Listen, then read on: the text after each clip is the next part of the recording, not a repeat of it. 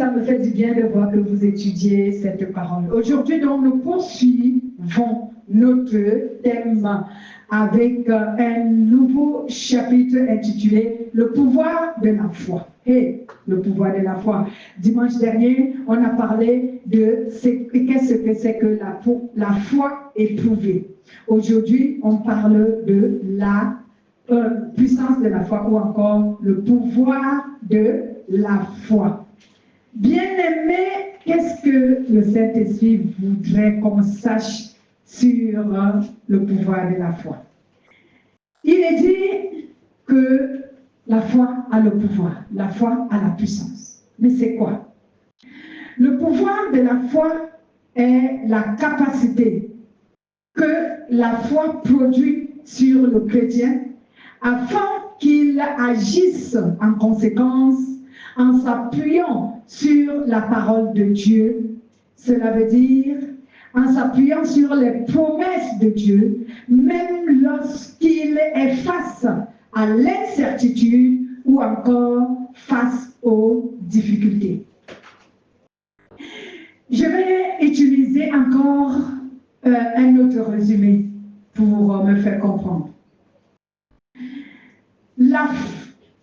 Le pouvoir de la foi, autant pour moi, est une puissance du Saint-Esprit qui met en action la foi du chrétien et l'incite à œuvrer selon la volonté de Dieu, même lorsque ce chrétien est face à l'incertitude ou face aux difficultés. Amen. Je vais me répéter, je dis souvent, ne vous inquiétez pas pour les gens qui prennent les notes, je vais répéter ce que je dis, je vais donc reprendre les deux définitions de notre thème, le pouvoir de la foi. Le premier, ou encore la première définition que j'ai donnée, c'était celle-ci.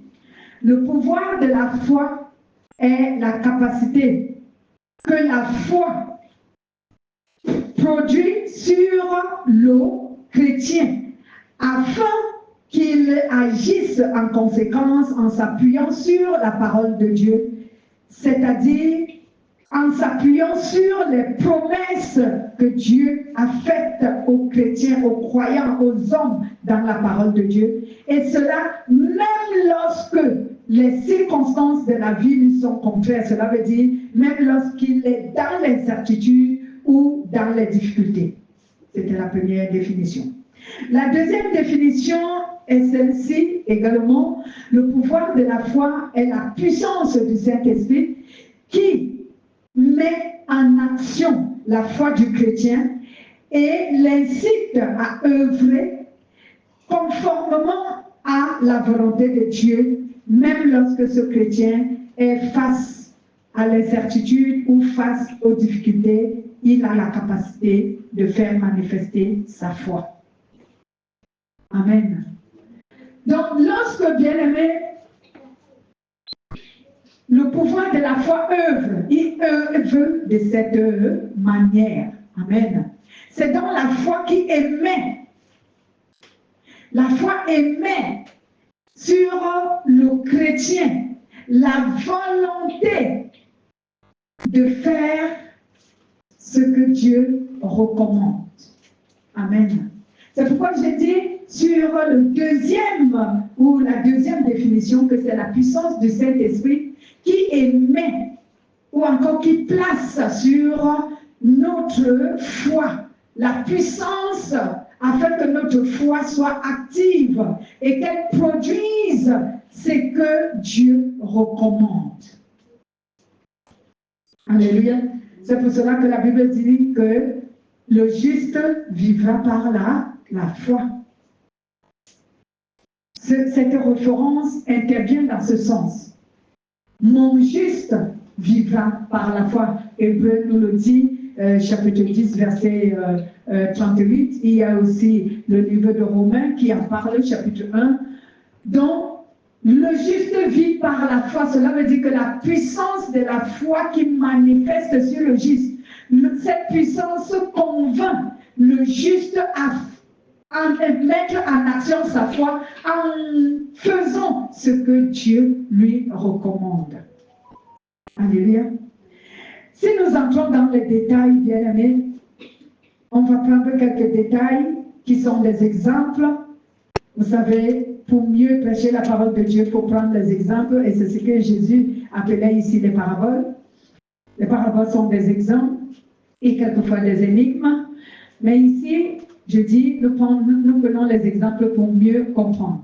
Le pouvoir de la foi œuvre de telle sorte que, face à l'épreuve, ce pouvoir incite le chrétien à résister à la tentation en priant Dieu tout le temps et en obéissant à ses recommandations, en obéissant aux recommandations de Dieu. Donc c'est comme cela que ce pouvoir de la foi manifeste sur le chrétien.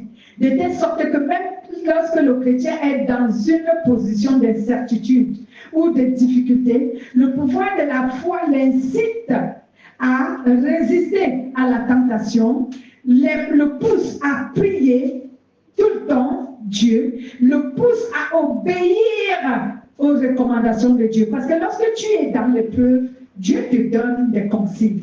Il faut être attentif. Amen. On ne traverse pas une épreuve sans que Dieu ne nous donne des consignes. Hein? Je prends un exemple encore plus. Lorsque tu es en examen, tu passes un examen parce qu'on t'a donné des leçons, non? Et maintenant, c'est sur la base de ces leçons, de ces devoirs que tu faisais, qu'on te fait passer un examen, n'est-ce pas? Lorsque tu as étudié, tu as obtenu un diplôme et que tu vas chercher un travail, c'est sur la base de ce que tu présentes comme diplôme et ce que tu as étudié, ce que nous appelons aujourd'hui le profil. C'est sur cette base qu'on va te faire un entretien. Amen. Donc Dieu aussi, lorsqu'il nous éprouve, c'est sur la base de ce qu'il a implanté en nous. Et qu'est-ce qu'il a implanté en nous? C'est sa parole. Et cette parole produit quoi? La foi. Et donc c'est sur la base de cette parole qui produit la foi que Dieu nous éprouve afin de voir si nous allons réussir l'épreuve. Amen. Donc le pouvoir de la foi œuvre de telle sorte que, face à l'épreuve, ce pouvoir incite le chrétien à résister, premièrement, à la tentation. Il l'incite à prier tout le temps Dieu. Il l'incite à obéir aux recommandations que Dieu lui donne pendant qu'il est dans l'épreuve. Si tu traverses une épreuve et que tu ne reçois aucune recommandation, sache que tu es distrait. Tu es distrait. Si tu es attentif ou attentive, tu vas te rendre compte que Dieu te donne les recommandations. Comment faire pour surmonter l'épreuve? Et d'abord, avant de te donner les recommandations, Dieu te dit d'abord pourquoi tu es soumis à l'épreuve. Jusque-là aussi, si tu ne découvres pas pourquoi l'épreuve, ce n'est pas la recommandation que tu vas saisir. Est-ce que vous me comprenez? Bien-aimés, suivez-moi très bien, parce que les épreuves, on va traverser les épreuves presque toute notre vie. Les épreuves ne s'arrêtent pas jusqu'à ce que Jésus arrive. Même si tu grimpes l'échelon, même si tu grandis dans la foi et que tu deviens mature, tu seras toujours éprouvé. Donc les épreuves ne s'arrêtent pas. Ne vous dites pas, bon, j'ai passé une épreuve, c'est terminé, il n'y aura plus d'épreuves dans ma vie. Non, en tant que chrétien, tu vivras toujours des épreuves et c'est là tous les jours, jusqu'à ce que Jésus soit de retour pour l'enlèvement de son Église. C'est pourquoi je veux que tu fasses, et tu m'accordes ton attention pour mieux comprendre. À chaque fois qu'il y a épreuve, cherchez à savoir pourquoi cette épreuve, ou encore en quoi consistait cette épreuve. Pourquoi Dieu a permis cette épreuve? L'épreuve consiste en quoi? Si je peux te donner l'exemple. Est-ce que l'épreuve consiste à réparer mon caractère? Est-ce que c'est pour ça que Dieu a permis cette épreuve? Est-ce que cette épreuve consiste à ce que j'apprenne à faire confiance à Dieu? Pour quelle raison Dieu a permis cette épreuve? Est-ce que l'épreuve consiste à ce que j'apprenne à prier? Est-ce que l'épreuve consiste à ce que j'apprenne à aimer les autres? Est-ce que l'épreuve consiste à ce que j'apprenne comment pardonner? Il y a toujours un motif pour lequel Dieu permet l'épreuve. Il faut que tu le découvres. Si tu ne le découvres pas, tu ne réussiras pas l'épreuve. Amen. Et si tu confonds le motif aussi, là aussi tu ne réussiras pas à sortir de l'épreuve selon la volonté de Dieu. Donc j'ai dit, tu ne réussiras pas l'épreuve. La semaine dernière, je vous ai fait connaître que les chrétiens échouent l'épreuve et d'autres réussissent l'épreuve. Réussir l'épreuve, c'est que tu as traversé l'épreuve selon la volonté de Dieu. Échouer l'épreuve, c'est que tu as vécu l'épreuve selon la volonté de la chair, c'est que tu as satisfait la chair au lieu de satisfaire l'Esprit Saint. Nous avons parlé de ça dimanche dernier. Amen. Donc, pour que tu réussisses dans ton épreuve, je te donne les mécanismes. Cherchez à savoir quel est le motif de cette épreuve. Pourquoi cette épreuve-là apparaît dans ta vie? Pourquoi cette épreuve-là manifeste dans ta vie? Si tu découvres pourquoi, maintenant sois attentif pour écouter Dieu te donner ses recommandations, parce qu'il va te les donner. Alléluia.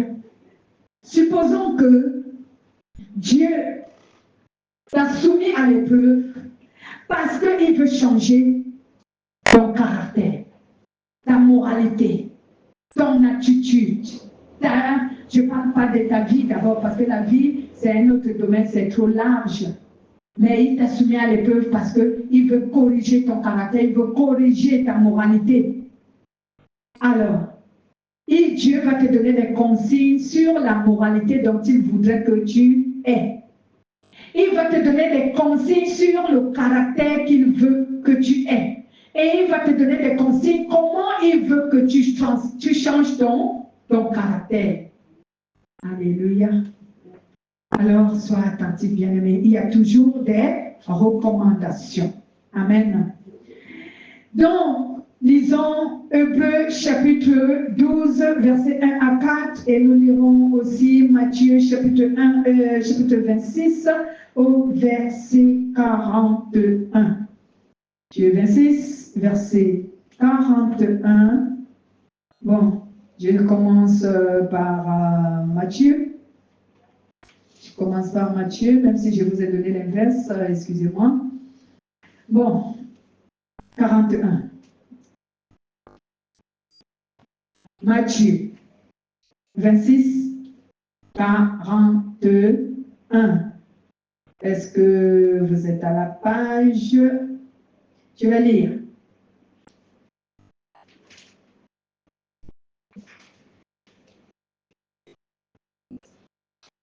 La Bible nous dit, veillez et priez afin que vous n'entrez pas en tentation. L'esprit est bien disposé, mais la chair est faible. Amen. Veillez et priez afin que vous n'entriez pas en tentation. L'esprit est bien disposé, mais la chair est faible. Nous en avons parlé dimanche dernier.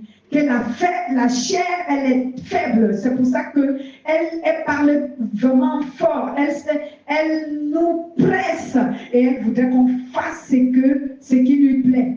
Mais l'esprit qui est disposé parle aussi doucement pour nous amener aussi à faire la volonté de Dieu.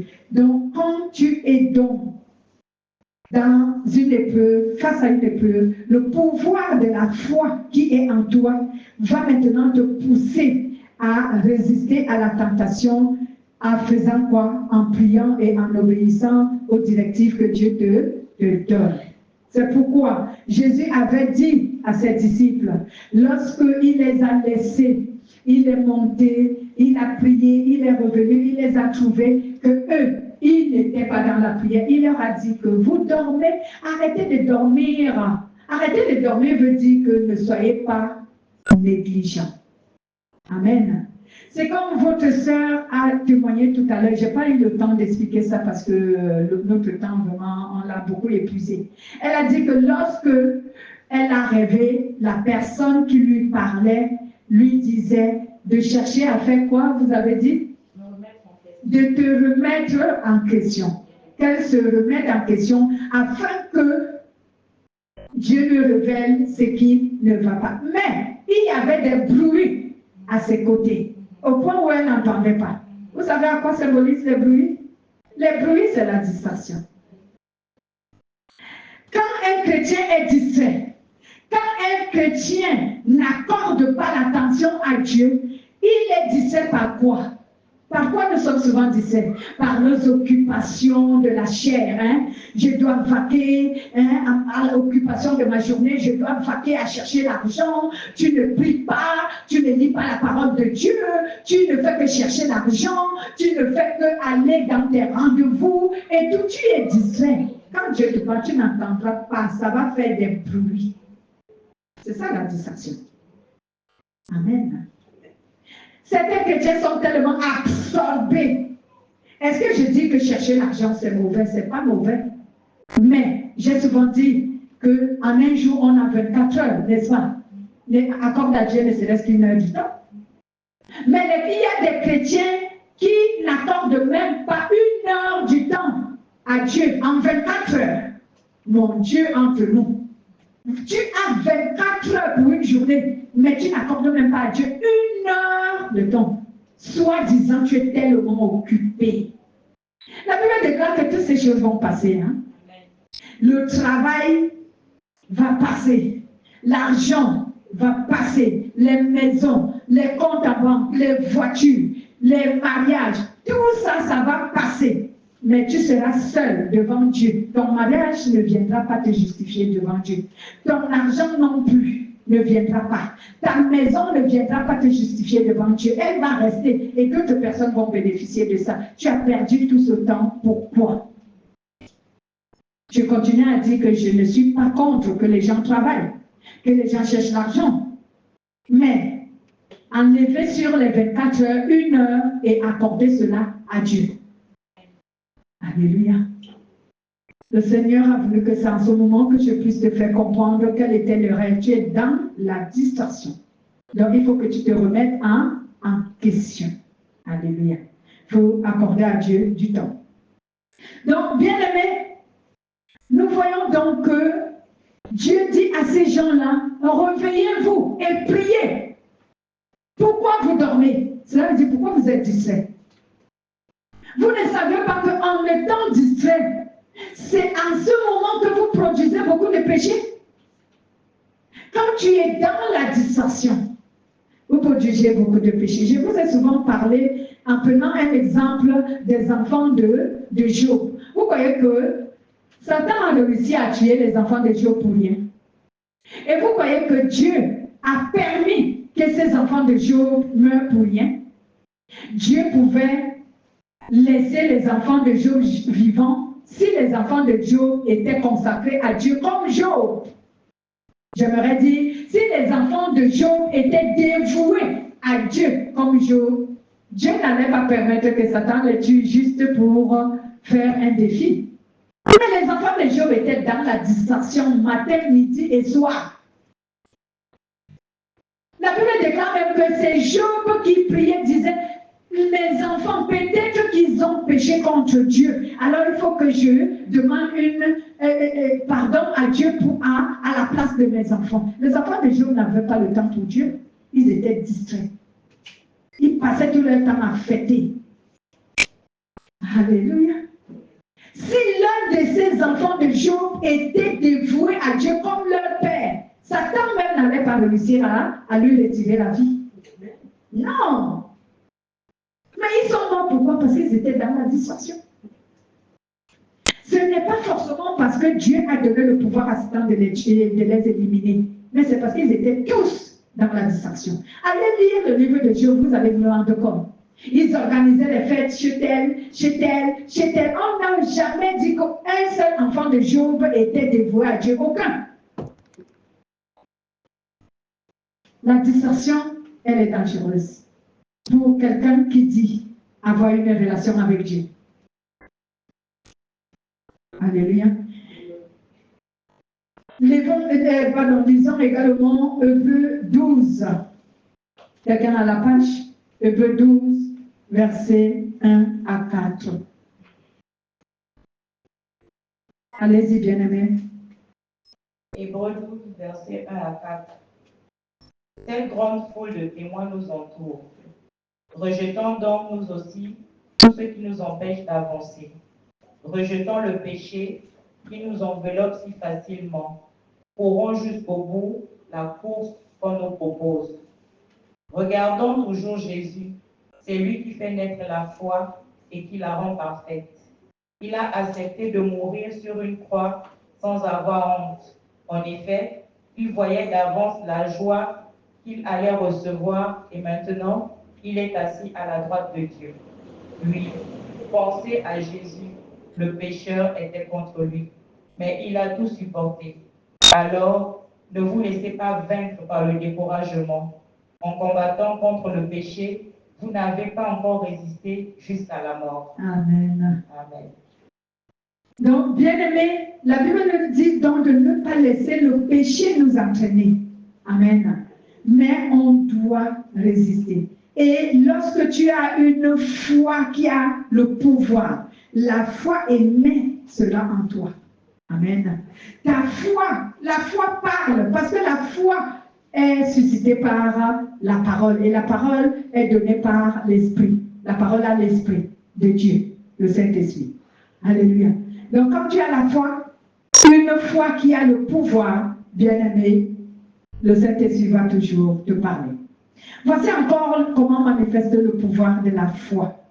Il incite le chrétien à faire confiance à Dieu dans les temps de l'épreuve et à être patient.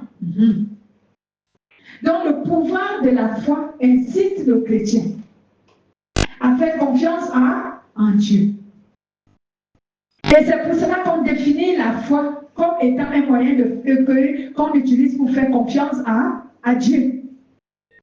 Donc le pouvoir qui est dans la foi pousse le chrétien à faire confiance à Dieu. Bien aimé, je sais que vous vous attendez à ce que je vais vous le dire, et même je vais le dire parce que le Saint-Esprit le veut. Beaucoup se disent que le pouvoir de la foi ne manifeste que pour faire des signes, des prodiges et des miracles. Non, dire que le pouvoir de la foi ne se limite que à produire les signes, les produire et les miracles, c'est limiter Dieu à la dimension charnelle. Le pouvoir de la foi est plus que ça. Alléluia. Comme Jésus dit par exemple, si vous avez la foi comme un grain de sénévé, vous direz à cette montagne, montagne, déplace-toi, jette-toi en dehors. Et cela sera fait. Vous croyez que ça se limite seulement à opérer les miracles? Non. Cela va jusqu'à la dimension où tu as acquis l'autorité sur le péché. C'est cela, bien aimé, la grande dimension du pouvoir de la foi, de la puissance de la foi. Tu as l'autorité sur le péché. Alléluia. Amen. Comme je prends encore l'exemple du témoignage que, oui, votre sœur a donné, parce que beaucoup ont témoigné, elle dit que le cœur lui poussait à ne pas pardonner, à ne pas appeler la maman de l'enfant, de peur que celle-là s'enorgueillit pour dire qu'elle m'a appelé, elle m'appelle. Et elle a voulu obéir à cette voix qui lui disait, ne n'appelle pas de peur qu'elle s'enorgueillisse. Et le Saint-Esprit lui a dit, appelle-la, peu importe qu'elle s'enorgueillisse ou pas, tu dois l'appeler. Toi, tu dois accomplir ton devoir de chrétien. Tu dois l'appeler. À ce moment, elle a appelé et elle a fait ce que Dieu voulait. Elle a parlé avec l'enfant. Cela veut dire quoi? Cela veut dire qu'elle a eu l'autorité sur le péché. Que quelqu'un dise Amen. Amen. Elle a pris autorité et elle a vaincu le péché. Le péché voulait qu'elle n'appelle pas à son tour, qu'elle aussi, elle s'enorgueillit de son côté en disant je ne l'appelle pas, parce que si je l'appelle, elle va croire qu'elle est supérieure à moi. Si je l'appelle, elle va se dire que je la supplie. Si je l'appelle, elle va croire qu'elle est meilleure que moi, je ne l'appelle pas. Le Saint-Esprit lui a dit que ça, ce sont vos choses charnelles. Pour moi, tu l'appelles. Amen. Alléluia. Donc, le pouvoir de la foi, c'est avoir l'autorité sur le péché, de dominer le péché, d'assujettir le péché, de dire au péché que tu ne vas pas me vaincre. C'est moi qui dois être ton vainqueur. C'est moi qui dois te vaincre. Tu ne me vaincras pas. Alléluia. C'est ça, bien-aimé. Le véritable pouvoir de la foi, c'est ça. Mais nous, on a limité le pouvoir de la foi sur la façon dont il faut opérer les miracles, les signes et les prodiges. Et si quelqu'un opère beaucoup de miracles, c'est que sa foi est puissante. Qui vous l'a dit? Alléluia. Ah Seigneur, aie pitié de nous. Ce n'est pas ça seulement, bien-aimé. Je ne dis pas que ce n'est pas le pouvoir de la foi. C'est un pouvoir de la foi, mais ce pouvoir, il est élémentaire. Amen. Amen. Il est élémentaire parce que tout le monde croit en ça. Mais le pouvoir de la foi qui est supérieur, qui est excellent, si je peux me permettre, c'est ce pouvoir qui te permet de vaincre le péché qui est en train de te séduire, de vaincre le péché qui est en train de parler à ton cœur. De dire au péché, tu n'auras pas l'autorité sur moi, je fais ce que Dieu ordonne de faire. Peu importe ce que le monde va dire, même si le monde va considérer que je suis faible, même si le monde va considérer qu'elle est plus grande que moi, même si le monde va considérer que je la supplie, je peux faire qu'on dise que je la supplie, mais Dieu sait que je fais sa volonté. Amen. Alléluia. Vous savez, c'est pour cela que la Bible nous dit souvent que la foi est une folie pour les non-croyants. Ils pensent que nous sommes fous et folles quand nous nous humilions. Ils pensent que nous sommes faibles. Mais depuis lors que Dieu m'a dit et m'a fait connaître que ma fille, l'humilité est une force. Parce que ce n'est pas n'importe qui est capable de prendre tout son courage et d'aller demander pardon. Ce n'est pas n'importe qui a le courage d'aller briser le silence et de parler à celui qui ne lui parle pas. Ce n'est pas n'importe qui. C'est l'humilité autant pour moi qui est la force et la puissance. L'orgueil, c'est une faiblesse. Mais le monde a donné le contraire de ces sens-là. Les gens se disent aujourd'hui que c'est celui qui est orgueilleux qui est fort. Et même l'orgueilleux lui-même, il pense qu'il est fort. Il ne sait pas qu'il est faible. Alléluia. Donc la puissance ou encore le pouvoir de la foi, c'est être capable de dominer le péché.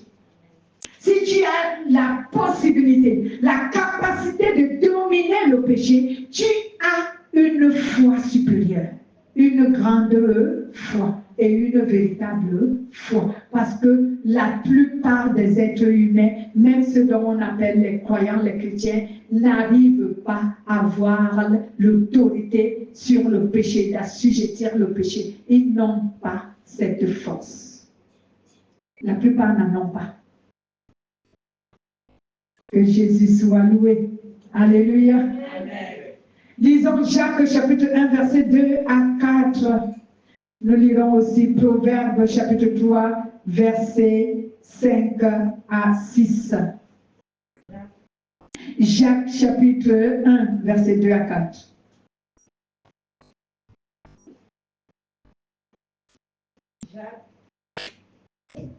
Jacques chapitre 1, verset 2 à 4. Mes frères et sœurs chrétiens, quand vous rencontrez des difficultés de toutes sortes, soyez heureux.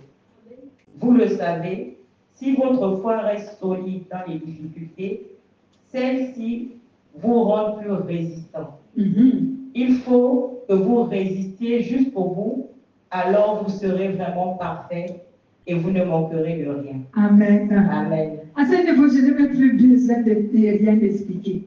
Parce que c'est tellement clair à comprendre. Amen. Lisons aussi Proverbe chapitre 3 au verset 5 à 6 qui nous dit ceci. Reconnaissez dans toutes vos voies reconnaissez-le dans toutes vos voies et c'est lui qui aplanira des sentiers. Alléluia. J'ai commencé au verset 6, excusez-moi, je n'ai pas mis mes lunettes. Fortifiez-vous. Donc, confie-toi en l'Éternel de tout ton cœur et ne t'appuie pas sur ton intelligence. Reconnais-le dans toutes tes voies et c'est lui qui aplanira tes sentiers. Donc, ce que je disais tout à l'heure entre l'orgueilleux et celui qui est humble. Amen. Il nous dit ici que ne t'appuie pas sur ta propre intelligence. L'orgueilleux s'appuie sur son propre intelligence. Alors, quand tu es un chrétien qui est orgueilleux, bien-aimé, le pouvoir de la foi ne peut pas manifester en toi. Parce que tu es d'abord dominé par ce péché qu'on appelle l'orgueil. Tu es dominé. Comment ta foi peut avoir le pouvoir? Ta foi n'aura aucun pouvoir, ni aucune puissance ne manifestera à travers ta foi. Parce que tu es déjà vaincu par le péché. Amen. Mais lorsque tu reconnais l'Éternel dans toutes tes voies, en sachant que c'est Dieu qui m'a recommandé de faire ceci, alors je le fais, non pas parce que je veux le faire, mais je le fais parce que Dieu m'exige de le faire. Que quelqu'un dise Amen. Amen. Est-ce que vous avez compris le sens? Je ne le fais pas parce que je désire le faire seulement, mais je le fais parce que Dieu m'exige à le faire. Donc je le fais pour satisfaire Dieu, pour plaire à Dieu. Amen. Continuons, bien-aimés. Le pouvoir de la foi fait naître l'espoir et la conviction. Lorsque le pouvoir de la foi manifeste en toi, il te donne l'espoir et la conviction. L'espoir et la conviction que même si je traverse cette épreuve, Dieu va trouver une porte de sortie. Amen. Dieu va trouver une porte de sortie. C'est ce que la Bible nous dit sur Corinthiens, le premier livre de Corinthiens, chapitre 10, au verset 13. Amen. Premier livre de Corinthiens, on ne lira pas parce que le temps passe. Premier livre de Corinthiens, chapitre 10, verset 13, où la Bible nous dit, je vais réciter si je vais arriver à réciter, voilà, vous ne pouvez pas être éprouvés au-delà de vos forces. Amen. Mais Dieu va toujours donner un moyen pour que vous sortiez de cette épreuve. Quelquefois, il faut que je vous précise, quelquefois, bien-aimés, lorsque Dieu ouvre la porte de la sortie de l'épreuve, quelquefois ce n'est pas la porte par laquelle nous on voulait passer. Oui. Alléluia. Cela veut dire, ce n'est pas la solution que nous on voulait. Quelquefois, c'est ce que Dieu fait. Ben oui. Ah oui, hein. Donc, quelquefois, c'est pas ce que nous on veut que Dieu veut faire. Mais comme nous sommes les humains, je reviens là-dessus, on veut satisfaire notre chair. Lui, il veut que c'est notre souhait que Dieu fasse. Mais Dieu, lui, il a un autre projet. Mais comme on ne le connaît pas quelquefois, parce que très souvent, Dieu ne va pas te donner il ne va pas te montrer la solution. Pourquoi? Demandez-moi pourquoi Dieu ne nous montre pas la solution. Parce que si Dieu te montre la solution, tu ne vas pas retenir la leçon de l'épreuve. Amen. Tu ne vas même pas acquérir la connaissance que Dieu veut. C'est pour cela que Dieu cache souvent la solution qu'il a face à cette épreuve. Parce qu'il s'est dit que si je lui montre maintenant là la solution, bon, l'épreuve ne lui fera plus du mal parce qu'il connaît déjà la solution, donc la personne ne va plus apprendre. Donc on peut dire que quand Dieu nous montre alors la solution, c'est qu'on est déjà à la fin de l'épreuve. Oui, quand Dieu te montre la solution, c'est que l'épreuve est terminée. Amen. Alléluia. Amen. Oui, quand l'épreuve n'est pas encore terminée, Dieu ne te montre pas la solution. Amen. Pas du tout. Parce que sinon, tu vas te relâcher, tu ne vas plus prier, tu ne vas plus poser des questions qu'il faut, tu ne vas plus observer ses recommandations. Pourquoi? Parce que il faut que l'épreuve arrive à son terme. C'est lorsque l'épreuve arrivera à son terme que Dieu va te donner la solution. Il va te montrer la solution. Il va te montrer ce qu'il a prévu faire. Mais tant que l'épreuve n'est pas arrivée à son terme, Dieu ne te montre pas ce qu'il veut faire. Tu peux pleurer, tu peux crier. Moi, je crie souvent, je pleure, je prie, je jeûne, j'invoque. Mais je sais que c'est pour cela que quand tu connais la parole de Dieu, c'est trop compliqué même, ça fait plus mal. C'est mieux même quelquefois d'être ignorant. Parce que quelquefois, supposons que je me mets à pleurer, Dieu me dit, n'est-ce pas, tu connais comment je fonctionne. Ne pleure pas pour rien, parce que je vais rien faire jusqu'à ce que tu apprennes ce que je veux que tu apprennes. Et que tu fasses ce que je veux que tu fasses. Pour l'instant, je ne te dirai pas ce que je veux faire. Jusqu'à ce que l'épreuve arrive à terme. Donc là, c'est plus douloureux. Parce que quelquefois, c'est mieux de marcher sans comprendre, sans connaître. C'est mieux d'être ignorant quelquefois. Et oui. Parce que vous ne pouvez pas imaginer combien moi j'ai souvent mal. Parce que quand je prie, et même quand je prie quelquefois, je sais que cette prière-là, Dieu l'a entendue, mais l'accomplissement là, c'est pas maintenant. Je le sais pertinemment. Amen. Et c'est douloureux. Parce que quelquefois, c'est ignorer. Est-ce que ma prière, elle est exaucée ou pas? Est-ce qu'elle est comprise ou pas? Est-ce qu'elle sera exaucée? Ça peut même encore marcher. Parce que dans ton cœur, tu vas te dire, bon, peut-être Dieu va m'exaucer demain. Alléluia. Mais quand tu connais Dieu, ah là là, c'est pénible, c'est douloureux. Bien-aimé, heureusement, il a dit que je ne peux pas te soumettre à une épreuve que je sais que tu n'as pas la capacité de surmonter. Alléluia. Gloire à Dieu. C'est pourquoi nos épreuves sont différentes, bien-aimé. Au point où, quand tu vois quelqu'un d'autre vivre l'épreuve, et quand il pleure, toi tu dis, ah, mais toi tu pleures pas, ton épreuve là même c'est rien. Tu sais par où moi je passe, et par là où je suis passé. Alléluia. Donc, vous lirez Somme chapitre 37 au verset 4 et le verset 25 à la maison pour ne pas assez épuiser notre temps. Somme 37, verset 4 et le verset 25. Le pouvoir de la foi fait naître l'espoir et la conviction. Amen.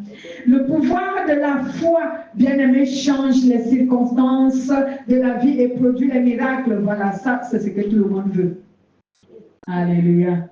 Le pouvoir de la foi change les circonstances et produit les miracles, les signes et les prodiges. Alléluia. Et même, je vous dis que ce pouvoir, il est élémentaire, je continue à vous le dire. Parce que le véritable pouvoir de la foi qui est supérieur, c'est lorsque tu as acquis l'autorité sur le péché. Lorsque tu es capable de soumettre le péché à ton pouvoir. Alléluia. À ce moment, tu as eu le pouvoir de la foi qui manifeste dans une autre dimension dans ta vie. Bien-aimés, en fin de compte, le pouvoir de la foi aide le chrétien à surmonter les épreuves avec succès. Donc, si la foi a un pouvoir, c'est pour nous aider à surmonter les épreuves avec succès. Cela veut dire selon la volonté de Dieu. Je le répète, surmonter l'épreuve avec succès, c'est surmonter l'épreuve selon la volonté de Dieu. Réussir l'épreuve, c'est surmonter l'épreuve selon la volonté de Dieu. Alors, si ta foi n'a pas de pouvoir, tu ne pourras pas surmonter les épreuves selon la volonté de Dieu. Et tu le feras selon la volonté de la chair. Alléluia. Selon la volonté de la chair. Un exemple, c'est que la volonté de la chair, pour t'aider à surmonter une épreuve, elle va te dire, comme toujours je prends l'exemple du témoignage de la sœur, bon, ne l'appelle pas. Et toi aussi tu dis, ah oui, je ne l'appelle pas, tu restes là. Alléluia. Tu restes là, ta chair a pris le dessus sur toi. Tu places une barrière, tu mets des blocages et tu ne fais rien et ton cœur se réjouit. Tu n'as pas la foi, ta foi elle est morte. Tu te réjouis de cette situation et tu ne sais pas que cette situation te disqualifie devant le Saint-Esprit. Alléluia. Donc, bien-aimés, faisons très attention. Et surmontons les épreuves selon la volonté de Dieu. Prions pour que Dieu rende notre foi puissante. Alléluia. Voici donc pourquoi on a prié également de cette façon aujourd'hui, que Dieu rende notre foi puissante. Donc, il y a ici que la foi a de différentes dimensions.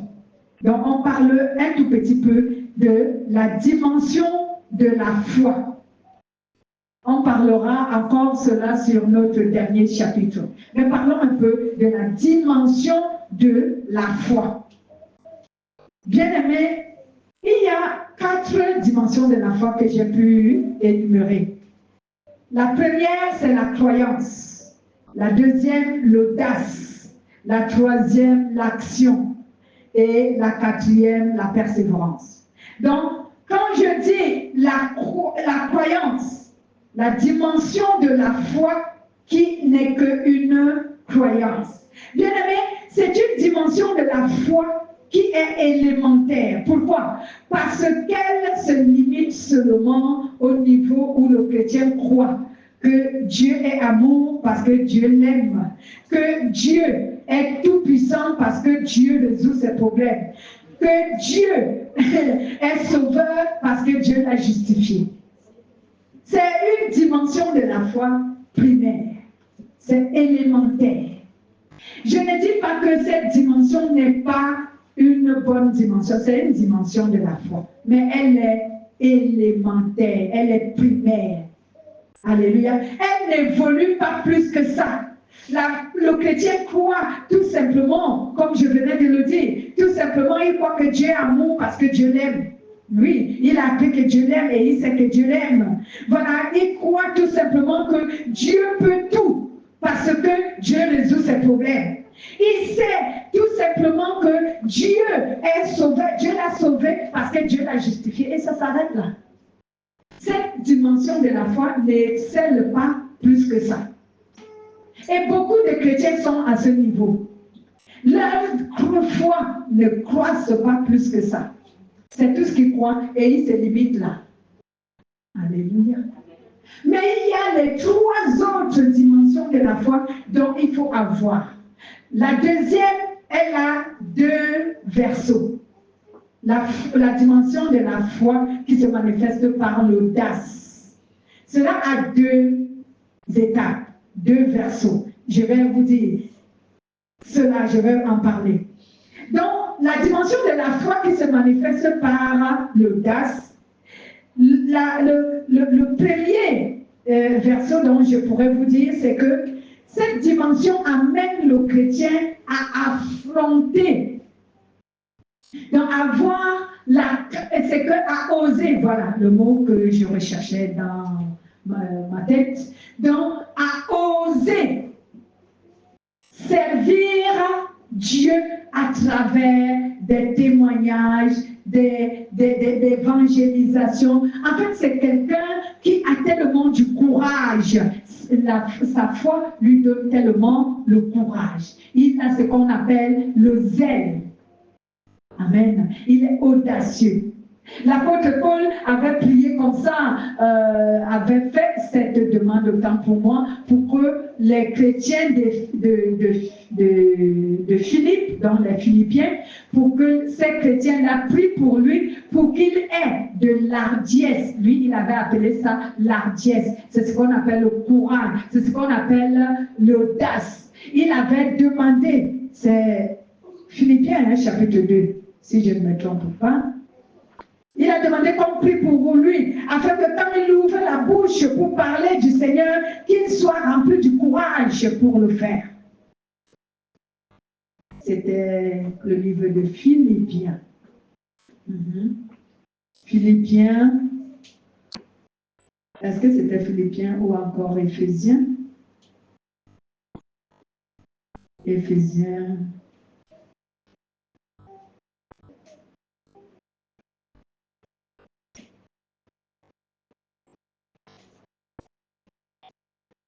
Excusez-moi, je pense que c'était Éphésiens. Vous regarderez sur Philippiens chapitre 2 et sur Éphésiens. Parce que quelque part, l'apôtre Paul a émis ce désir, qu'on prie pour lui, pour qu'il ait le courage. Éphésiens, c'est le chapitre 6. Donc, vous lirez ces deux-là, parce que je ne vais pas me mettre à fouiller afin de plus avoir du temps. Voilà. Il dit Éphésiens chapitre 6 au verset, c'est quoi? Verset 19 ou quoi? Il dit ici, oui, verset 19, et aussi, priez pour moi. Non, je commence à 15. Priez en tout temps par l'Esprit, avec toutes sortes de prières et de supplications. Veillez-y avec une entière persévérance. Priez aussi pour tous les saints et aussi pour moi. Que la parole, quand j'ouvre la bouche, que cela me soit donné pour faire perdre avec hardiesse le ministère de l'évangile que Dieu m'a confié. Amen. C'est le verset 15 à 16. Éphésiens chapitre 6. Donc l'apôtre Paul a souhaité qu'on prie pour lui, pour qu'il ait le courage, que quand il ouvre sa bouche pour parler de Dieu, qu'il ait l'audace de pouvoir dire la vérité. Alléluia. Donc il y a donc ce côté de la dimension de la foi qui a l'audace, qui a du zèle, que quand cette personne-là se met à parler de Dieu, elle n'a ni honte ni crainte. Amen. Oui, c'est du genre, tu meurs, tu vis, tu vis. Et c'est mon cas. Quand je commence à parler de la parole de Dieu, que celui qui me déteste n'a qu'à me détester, que celui qui approuve n'a qu'à approuver, mais je dis toute la vérité et rien que la vérité, même si elle choque certaines personnes, même si elle blesse, mais ce que je sais en moi et que Dieu sait que c'est la vérité, je ne dis rien avec l'intention de blesser les gens.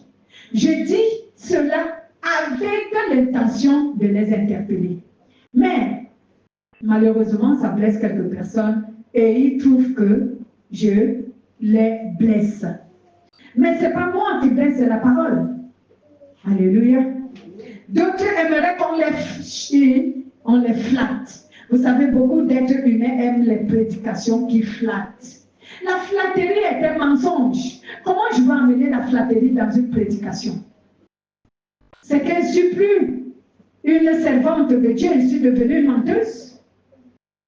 Si je commence à vous flatter, à vous caresser sur le sens du poil, je ne fais plus l'œuvre de Dieu. Je fais l'œuvre de la chair qui me satisfait parce que je veux être aimé, je veux être apprécié, je veux bien aimé.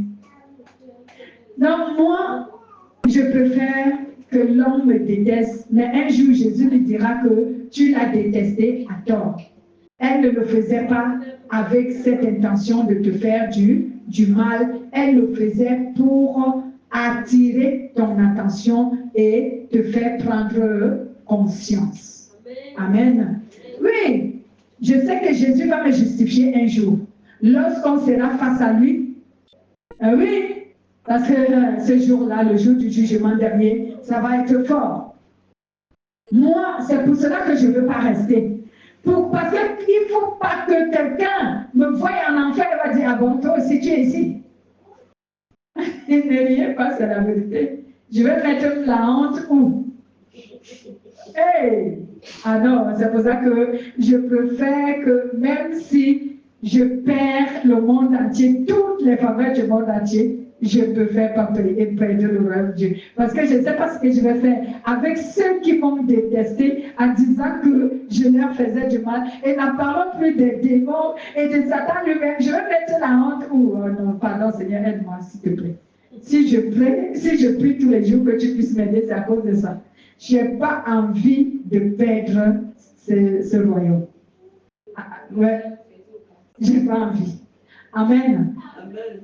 Donc, il y a donc ceux qui, quand ils commencent à prêcher Dieu, à prêcher sa volonté, bien aimé, ils n'ont pas honte ni peur de quoi que ce soit. Si vous voulez les tuer, alors tuez-les. De toute façon, ils vous disent la vérité. Amen. Donc, c'est une quelconque dimension de la foi qui a de l'audace.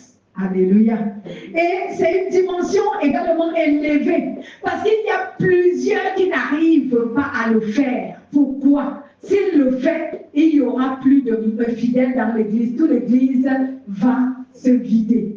Parce que les gens, l'être humain n'aime pas la vérité. Amen. Tous les êtres humains, nous n'aimons pas la vérité. Si aujourd'hui, certains êtres humains, on a commencé à aimer la vérité, c'est parce que l'Esprit de Dieu nous a beaucoup éduqués. C'est pour cela qu'on a commencé à aimer la vérité. Sinon, aucun être humain n'aime la vérité. Alléluia. Donc, voici donc ce côté de la foi audacieuse. Amen. Il y a maintenant un autre côté de la foi audacieuse qui est vraiment dangereuse. Pourquoi? C'est le genre de personnes qui ont la foi qu'ils s'affrontent. Ils affrontent les gens en suscitant les problèmes. Tu vois, quelqu'un qui s'élève par audace pour sa foi, il va imposer les mains aux gens. Amen. Oui, c'est la foi audacieuse. Ce sont les gens qui osent. Mais est-ce que c'est mauvais? C'est pas mauvais, mais il faut faire attention. Alléluia. Oui, il y a ceux qui veulent se défier les autres, ils veulent se faire voir, comme notre langage simple le dit. Ils veulent se faire voir, ils veulent attirer l'attention. Oui, ils veulent même défier Satan. Et il y a cela, vous voyez souvent, même sur les réseaux sociaux, les gens qui se font dévorer par les lions en disant que moi j'entre dans la cage, j'entre dans cet enclos où il y a les lions, ils ne vont pas me dévorer parce que mon Dieu va me protéger comme Daniel. Et le lion l'a dévoré. L'exemple de celui qui est mort sur notre plage ici, là, au bord de mer là-bas. Il veut marcher sur les eaux comment Jésus, il s'est noyé. Et les gens l'ont laissé expressément mourir. Vous voyez ce genre de foi audacieuse bête. Les gens l'ont laissé, on ne l'a pas repêché, il est mort. Et son église a commencé à pleurer. Parce que quand ils font ça, ils amènent toute leur église pour leur démontrer ce qu'ils font. Oui, l'église a commencé à pleurer. Le pasteur est mort. Mais il est mort dans la bêtise. Hein? J'ai vu encore une fois sur les réseaux sociaux un qui s'élève audacieux. Il va prier pour le paralytique. Est-ce que je dis qu'il ne faut pas avoir ce genre de foi? Si, tu dois l'avoir, mais il faut être certain que c'est le Saint-Esprit qui te motive à le faire. Il ne faut pas le faire parce que tu veux défier les gens ou quoi. Il est paralytique, il a le pain couvert sur les cuisses. Lui, il ne savait pas qu'en fait, il n'avait même pas les pieds. Il ne savait pas, il se disait que ce n'est qu'un paralytique parce que lui, il avait vu la chaise roulante. Donc, il demande à ce qu'on l'amène à l'hôtel. On l'a amené. Hein, il a commencé à prier, à prier, à prier. Et dès qu'il a dit, lève-toi, quand on a fait, quand on a basculé le pain, aïe, il est coincé. Il ne peut pas se lever. Ses pieds il n'a pas de pieds. La honte de sa vie. Vous voyez ce genre d'audace qui est, ce zèle amer qui est poussé par l'esprit démoniaque. Tu n'as aucun lien avec le Saint-Esprit, mais tu veux te faire voir. C'est pour cela que vous voyez, beaucoup vont commander la magie. Vous avez vu le témoignage que j'ai donné sur moi dimanche dernier. Je vous ai envoyé sur notre forum, notre groupe, un pasteur qui, lui, il a cédé à ce genre de demande. Et il a vécu certaines années de bonheur, l'argent et tout. Et il a fini toute sa famille après avoir signé cette alliance. Je vous ai dit dimanche dernier que ces gens-là ne peuvent pas te donner l'argent pour rien. Alléluia. Tu payes le prix de cet argent que tu as pris. Alléluia. Il a fini toute sa famille. Chaque fois qu'il avait du succès, chaque fois que l'argent entrait, parce qu'on fait comment? Quand on te dit qu'on va te donner 1 et 2 milliards, comme il m'avait proposé, ils font en sorte que les riches viennent dans ton église. Ce sont ces gens qui viennent dans ton église qui vont te donner les 2 milliards. Oui, parce que dès que tu dis donner l'argent, personne ne boude.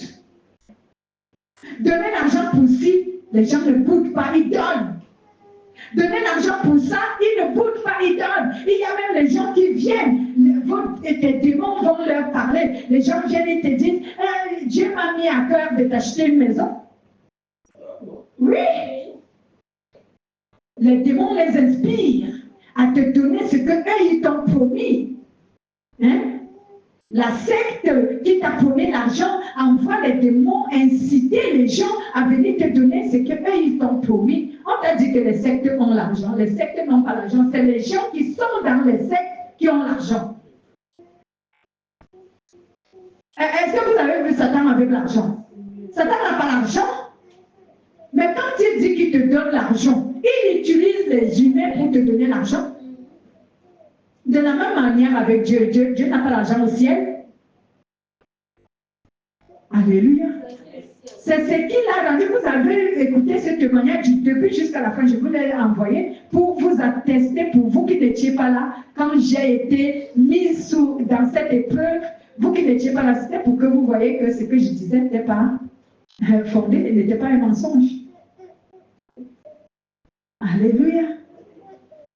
Donc, bien aimé, l'audace. Il y a donc ceux qui sont audacieux à ce niveau. Alors que ce genre d'audace est malsain. Il faut avoir la certitude que c'est Dieu qui t'envoie avant d'aller faire. Même l'apôtre Paul a dit à Timothée, sur le niveau de 1 Timothée, chapitre 5, verset 22, si je ne me trompe pas, cherchez, vous lisez.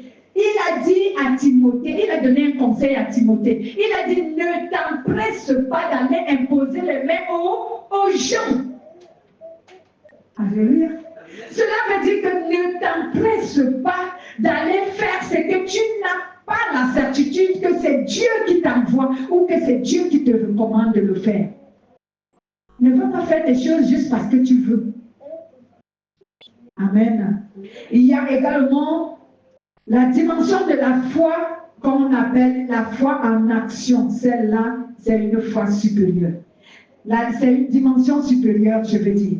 La dimension de la foi qui est une foi en action. Cette dimension bien-aimée de la foi amène le chrétien à affirmer sa foi, à démontrer sa foi. En posant les actes qui plaisent à Dieu. En posant des actes qui plaisent à Dieu, bien-aimé. En manifestant des œuvres qui plaisent à Dieu. La foi en action. C'est le genre de foi où tu vois la personne est remplie d'amour pour son prochain. C'est le genre de foi que tu vois la personne est vraiment zélée pour servir Dieu en toute vérité et franchise. Le genre de foi où tu vois la personne vraiment poser les œuvres que toi-même tu attestes que ces œuvres-là sont de Dieu. La foi en action. Tel que Jacques l'a dit, une foi sans les œuvres, elle est morte. Jacques chapitre 2, verset 26. Il y a maintenant la foi, la dimension de la foi qui est la persévérance. La foi qui persévère. C'est aussi une dimension supérieure de la foi. Avoir une foi persévérante. Bien-aimé, lorsque tu as une foi persévérante, c'est une dimension de la foi supérieure qui amène le chrétien à garder la communion avec le Saint-Esprit, peu importe les difficultés. Ce chrétien persévère à faire du bien, à faire ce que Dieu lui recommande. C'est une dimension supérieure de la foi. Nous prions souvent et nous chantons souvent notre cantique, que ta présence en moi devient meilleure, que ta présence en moi devient palpable. Je veux une autre dimension de toi, la dimension du toucher. Oui, ça c'est ce que tout le monde veut. Quand Dieu te touche, tout change dans ta vie. Tu n'as pas d'effort à fournir. Il faut tout simplement qu'il te touche et tout change. Oh ben mon Dieu, c'est trop facile ça. Dieu te touche seulement et tout se met en place. Quoi? C'est pas un jeu. Alléluia. Donc la dimension de la foi dont tu dois demander à Dieu, c'est cette dimension d'une foi persévérante. Une foi qui ne s'affaiblit pas. Une foi bien-aimée qui ne s'ébranle pas. Peu importe des épreuves, tu es attaché à la sainteté et à l'obéissance. Tu es attaché, la sainteté est devenue un vêtement, la fidélité, l'honnêteté, c'est que l'obéissance, la soumission à Dieu, l'intégrité sont devenus un vêtement spirituel en toi. Seigneur, tu sais que je souffre, tu sais que je traverse les moments difficiles, mais je ne vais pas lâcher. Je me souviens certaines années de ma conversion. Lorsque j'avais appris la foi persévérante, bien-aimé, j'ai traversé les moments difficiles. Imaginez-vous quelqu'un qui faisait son commerce de voyage, parce que je voyageais, j'allais à l'étranger, j'achetais ma marchandise, je la remettais, je revenais, je la plaçais, je la revendais et tout, et je faisais un autre commerce sur place, donc j'avais plusieurs entrées financières. J'avais l'argent. Alléluia. Et en une fraction de seconde, cet argent est fini parce que quelqu'un me l'a volé, détourné. Le commerce, ça ne marche plus. Rien ne marche. Je suis en Christ. Je sors, c'est comme si tu as fait une chute libre. Tu ne sais même plus sur quel pied te tenir. Aïe, comment faire pour surmonter ces moments? Tu es habitué à avoir l'argent et à t'en servir. Maintenant, tu n'en as plus. Bien-aimé, et Dieu l'a permis, il me l'a dit plus tard, que j'ai permis que ce garçon te prête ton argent. C'est moi qui ai permis. Et il ne te le rendra pas. Mais il va payer pour ça.